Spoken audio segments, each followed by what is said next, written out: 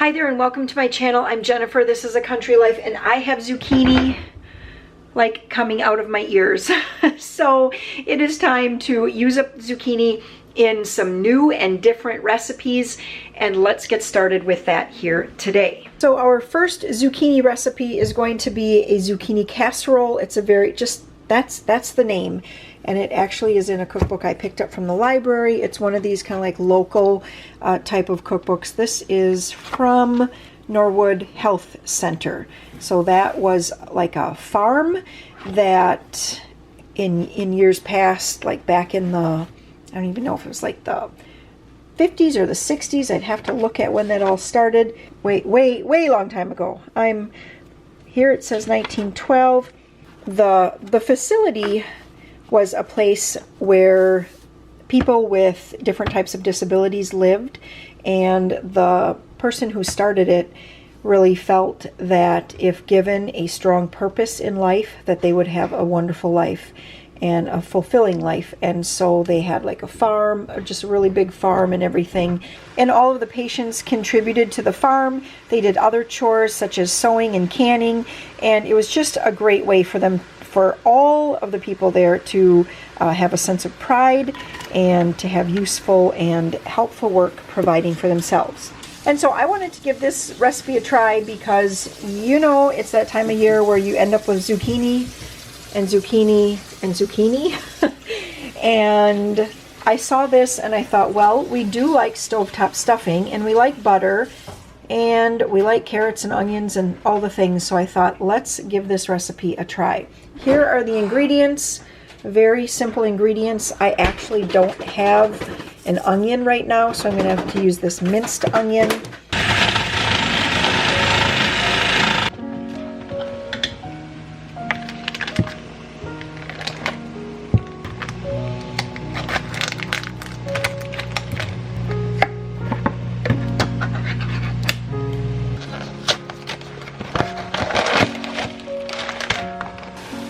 So the directions aren't super clear. It says to cook the zucchini and onion until fork tender and to drain the juice off and discard. It doesn't say I'm supposed to add water when cooking this. So what I have been doing here is just kind of cooking it down. And I thought if there was any liquid, that what I would do is put a paper towel in here and just soak up whatever liquid there is. I mean, there's a little bit, but I feel like it's kind of evaporating off pretty well. Still, I think I'm just gonna run this around in here real quick just to see if some juice kind of soaks up on here.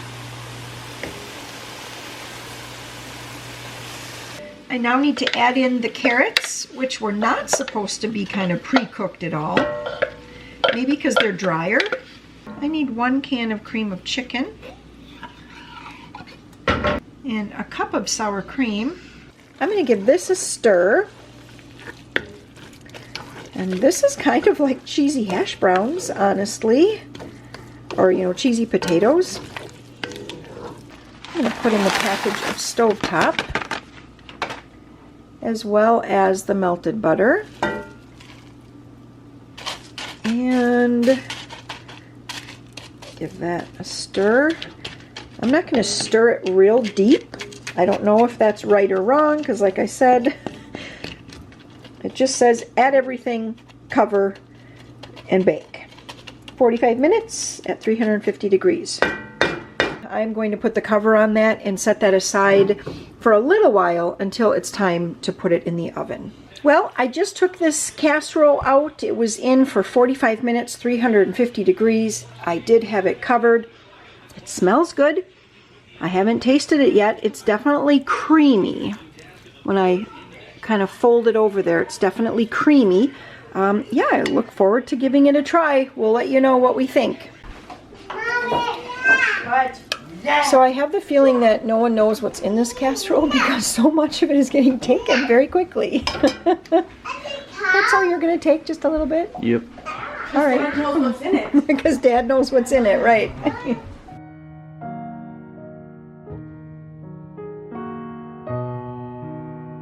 I'm going to get started by shredding up my zucchini here. 3 eggs. I'm going to whisk those until they're nice and foamy. And then I'm adding in sugar, oil, the zucchini, and vanilla.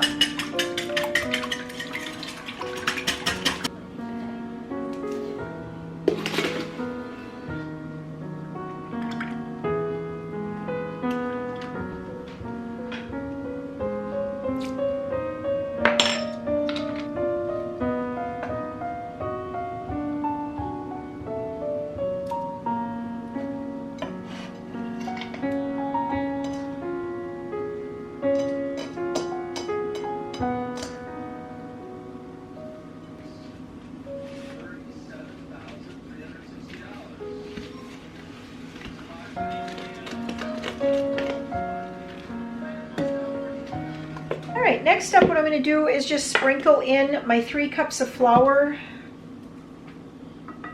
And then what I'm going to do here is just sprinkle over, kind of distribute the dry ingredients over this. So when I stir it, it'll all mix in nicely. So 1 teaspoon of salt, 3/4 teaspoon of baking powder, 1 teaspoon of baking soda, and 3 teaspoons, which would be a tablespoon. I'll just do it like this though. 3 teaspoons of cinnamon. And fold it and fold it and fold it. You could do this with your KitchenAid. I just wanted to mix it by hand today. I don't know. I guess it's not a mess over there, but just wanted to do it here. I'm just going to keep folding it. You don't want to stir too hard. I just preheated my oven to 350 degrees. I'm going to use 4 of these smaller pans. So each one of these is basically like using a 9x5 loaf pan, and these are so old it's wore off. 7 3/4 by 3 5/8 by 2 1/4. I can see the company etched on the bottom, and the company is Comet. And so I actually just looked that up real quick, and it dates back to the early 1900s. Yeah, they were a aluminum, Comet Aluminum was the name of their company. Kind of interesting. So these are really old pans. I know that my mom had these when I was born. So, you know how old they are. Spray here, but I think I'll get enough just for these. If you don't have spray, you can just put a few drips of an oil in your pan and rub it all around. That's actually what my mom always did. She just used Crisco and coated all the pans that way. I am going to add nuts, but I do want to make 1 loaf without nuts first. So I'm going to start by putting in 4 scoops into each loaf pan, and then we'll go from there and see if I need to add a little bit more. This is a new zucchini bread recipe to me.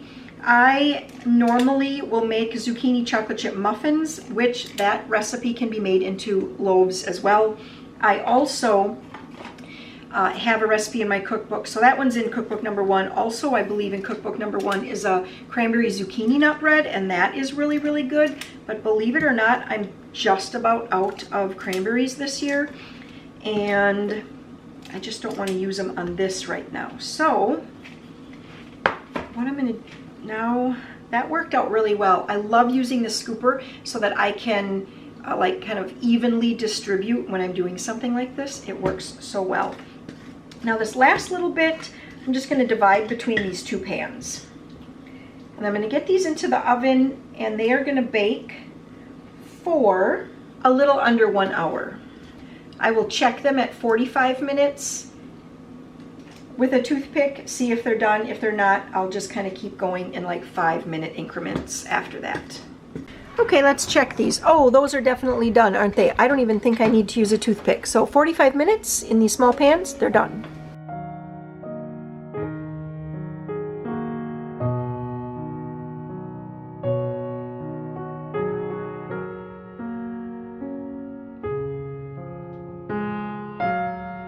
Warren and I just tried a piece of the bread. It's cool enough just to slice. It's good. That's it. It's just delicious. It's just like a good, nice zucchini bread. It's not like wet, moist. It's not crumbly, dry. It's just like kind of right in the middle. I did have a little trouble. Look at this one. Totally broken. When I was getting it out of the pan, I usually kind of like, I loosen the edges and then I shake the pan.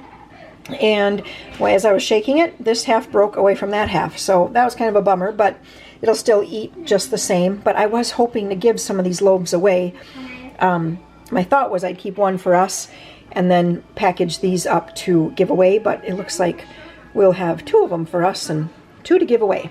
First thing I'm going to do is get my hamburger starting to brown. And this is actually more hamburger than the recipe calls for, but I just know that if I'm going to serve something with zucchini, I better make sure there's plenty of meat. And so let's just get this browned up. Let me get this broken up. You guys see that? That's thawed meat, isn't it? Put a feather in my hat for that one. All right, this onion has like a soft spot here, so I'm going to have to cut into it and see what's going on.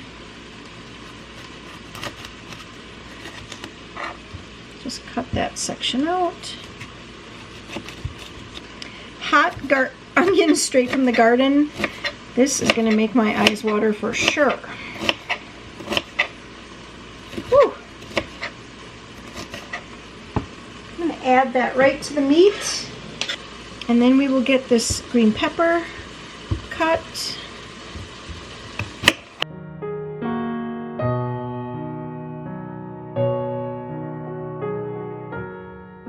Pepper seeds are really going to make the chickens happy. At this point now I have an open jar of tomatoes. It calls for 28 ounces of tomatoes with juice. So this is 14, and this is probably about another, let's see, that would be about, this is probably another 10-ish or so. So we're just going to go with that for tomatoes, and I add all of this in. I have to get some zucchini shredded. Since this one is a little on the large side, I'm actually cutting out the seeds.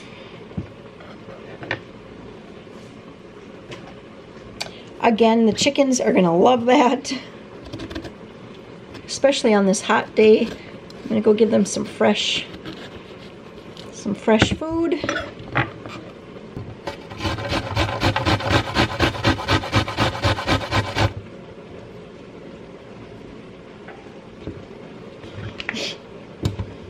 If I would have planned on making all of these recipes in one day, I would have pulled out my food processor and just shredded this up really quick. But since I'm doing it all on separate days, because that's just how it's working in my schedule, I'm not pulling that out. And I'm not in a huge hurry right now. We actually are still battling fevers in the house, and so I don't really have anywhere I need to go. Okay, this is about 2 cups right here. I have to add this packet of spaghetti sauce mix.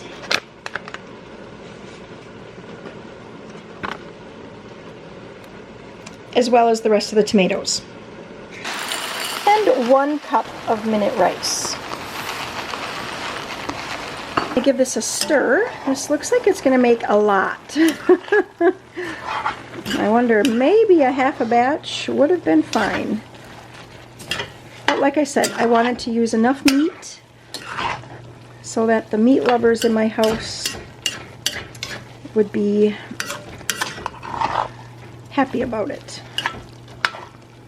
As you can tell, zucchini in savory dishes, main dishes, side dishes, anything other than like sweets and breads, or really other than muffins and breads, is really not top on my family's favorites list. But I still like to try new things because I'm always trying to find a good,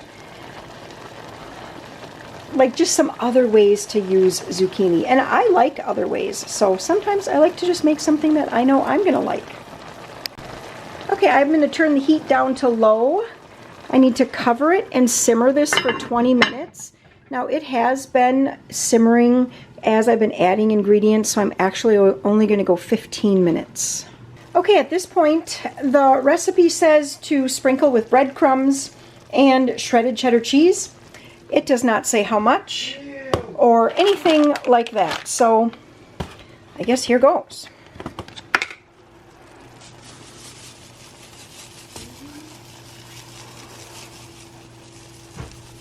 I guess just a thin layer. Is that what I should do? You guys, tell me, tell me. I mean, wouldn't this be fun if it was live so you could actually give me some pointers here every once in a while? Okay. I mean, cheese, always lots of cheese. All right, at this point, 350 degrees for 30 minutes. It does not say covered or uncovered. Now, with cheese already on top, I feel like 30 minutes at 350, maybe the cheese is going to get a little too dark. So what I'm going to do is cover it for about 15 minutes and then uncover it for 15 minutes. And we'll just use the law of averages in cooking today. So zucchini casserole number 2. This is how it's looking. Oh, you want me to dish you up? Well, if you are. Okay. Dish you up. I don't know how much you want. That'll be good to start. Okay. Dish you up. Dish you up. Dish you up too, Joe? Yes, sir. We're having pears. Yep, the pears. And we're going to have some watermelon. Yeah, muskmelon from the garden. Muskmelon. So delicious. Muskmelon. So welcome back to my kitchen today. I have today's harvest. I have today's garden harvest. 2 really big zucchini. There are some other small ones out there, but I just couldn't pick those when I already have these 2 here. A bowl of green beans and a bunch of cucumbers. But this is the star of the show right now. So we're going to get all of this, maybe not all of it, but I'm going to get some of this shredded up. And the next thing I'm going to make here today is called a zucchini pudding cake. Again, it comes from this cookbook, which is called Secrets from the Asylum Cookbook, a collection of recipes and historical facts from then and now from the Wood County Asylum, and now it is called Norwood Health Center. So this is going to start with a cake mix. Let's get closer there. This is going to start with a cake mix, as well as the vanilla instant pudding, and then just the typical eggs, zucchini, cinnamon, oil, and salt. I'm going to get that all mixed up, pour it into a bundt pan, and get that into the oven to bake. When I'm using bigger zucchini like this, I do like to cut the center out like that, just to get rid of some of the seeds.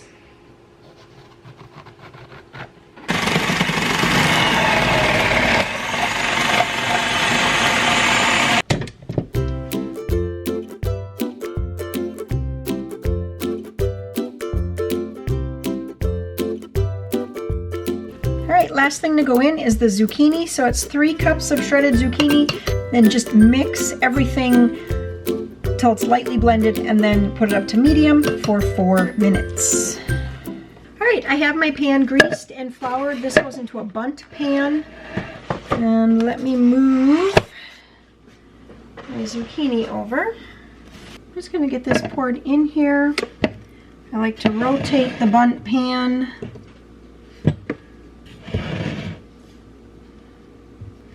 So today I am baking for a bake sale that's tomorrow, and I thought with this bundt cake, what would be kind of nice to do is maybe cut it into 3 sections. I'm going to put a glaze over it, and then I thought cut it into 3 sections and put it onto plates. You'd have to have just the right person that would want to buy an entire bundt cake, I feel like, because it is big. But I thought, you know, in 3 sections, that would be a good bake sale item, something a little bit different. And I have my oven preheating to 350 degrees. This needs to bake for 50 to 55 minutes, or until a toothpick comes in the center, comes out clean, or until the cake pulls away from the bundt pan. All right, the zucchini pudding cake is all done. I had this in for 53 minutes. I did lightly scrape off like the flour. I know I always think about flouring the pan with a little bit of the cake mix, And I always think, oh, next time I'm going to remember to set aside some of the cake mix to flour the pan, and I always forget. And this time I really, really floured it up really, really good because, you know, I'm going to be putting a frosting glaze over this, and then I wanted to be able to take this to the bake sale. And so I didn't want it to stick. It smells so good though. All right, since I do have plenty of zucchini, I am going to make this cranberry zucchini bread recipe, which is in cookbook number 1. I have just a few cranberries left. I can't believe that I'm going to use them for a bake sale, but I'll keep 1 loaf of bread at home. So this is going to make 2 large loaves or 4 small loaves.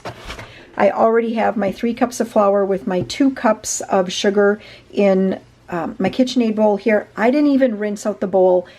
It's just another sweet. It's okay if it gets mixed. If there's a little residue from the last cake in here, that's just fine.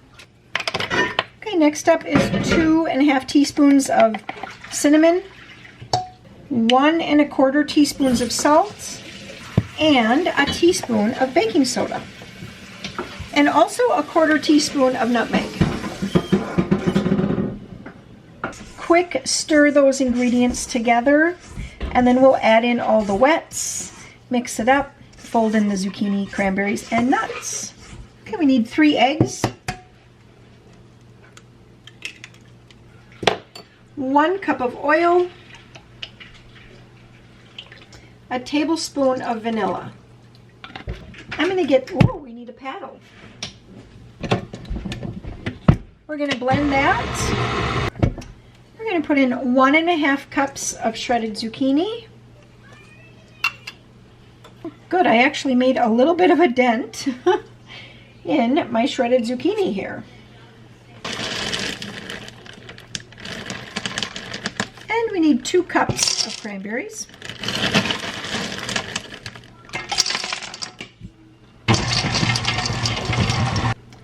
Okay, I just mix that on low just to incorporate everything. And since this is for a bake sale, I am going to use my small loaf pans here so I can make 4 of them. I'll keep 1 home for us, send the other 3 along to the sale.